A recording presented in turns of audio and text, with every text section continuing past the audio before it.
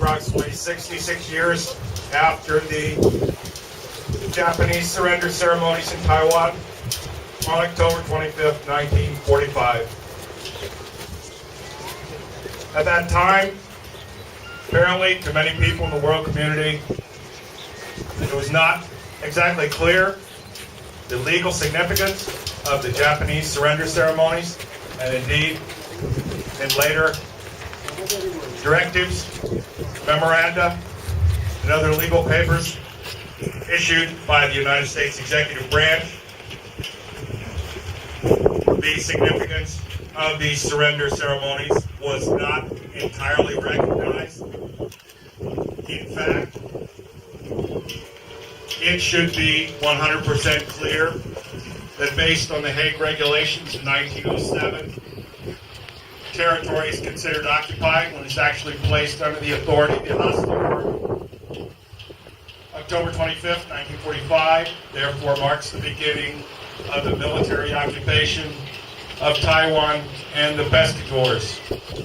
This is despite the fact that at that time there are many other declarations and proclamations floating around and very much in everyone's consciousness, such as the Cairo Declaration, the Potsdam Proclamation, and certain statements made in the Japanese surrender documents of September 2nd, 1945.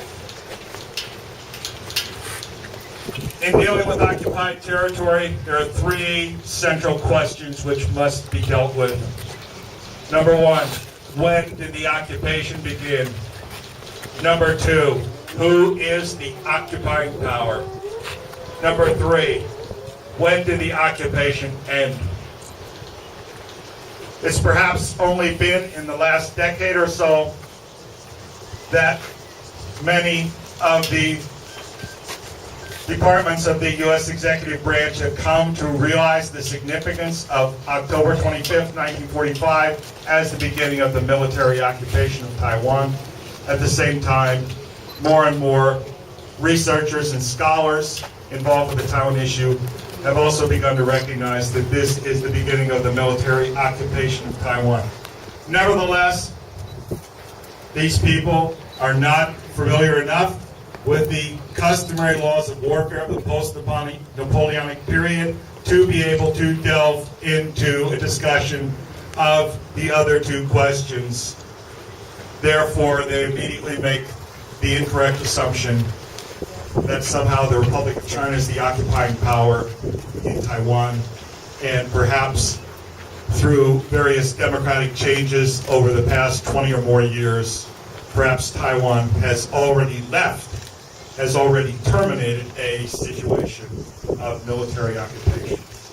These two types of considerations are incorrect. During the World War II period, all military attacks against targets in Formosa and the Pescadores were made by the United States military forces. The United States suffered the loss of many men, military vessels on the high seas, and also aircraft, in culminating the result that the Japanese flag in Taiwan was lowered.